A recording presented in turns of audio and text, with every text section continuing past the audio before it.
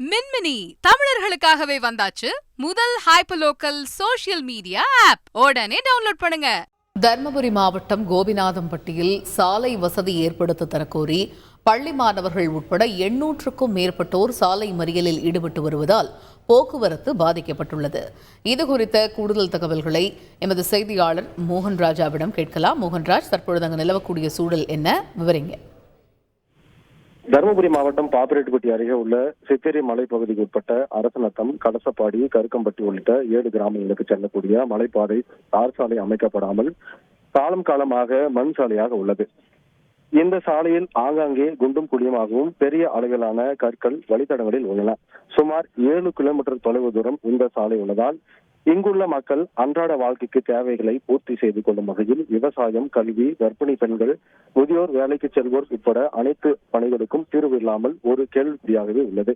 இதனிடையில் கடந்த சில மாதங்களுக்கு முன் 6 மீட்டர் அகலத்தில் சாலை அமைக்க மத்திய அரசின் வனம், சுற்றுச்சூழல், காலநிலை மாறுபாடுத்துறையினர் அனுமதித்த நிலையில் தற்போது வரையில் சாலை அமைக்க பணிகள் எதுவும் நடைபெறவில்லை.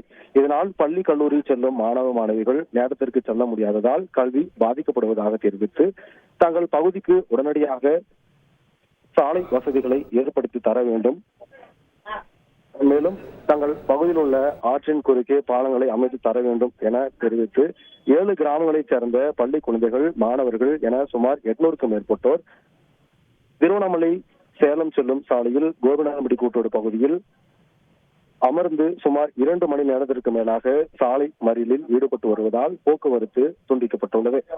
மேலும் இது குறித்து தகவல் அறிந்து அங்கு வந்த அரூர் டிஎஸ்பி ஜெகநாதன் மற்றும் வருவாய் கோட்டாட்சியர் உள்ளிட்ட அதிகாரிகள் போராட்டத்தில் ஈடுபடுவோம் மக்களிடத்தில் பேச்சுவார்த்தை நடத்தினர்.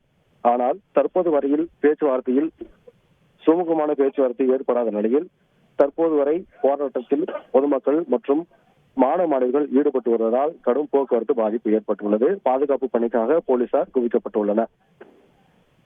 தகவல்களுக்கு நன்றி மோகன்ராஜா. மின்மினி தமிழர்களுக்காகவே வந்தாச்சு முதல் ஹைப்பர்லோக்கல் சோஷியல் மீடியா ஆப். உடனே டவுன்லோட் பண்ணுங்க.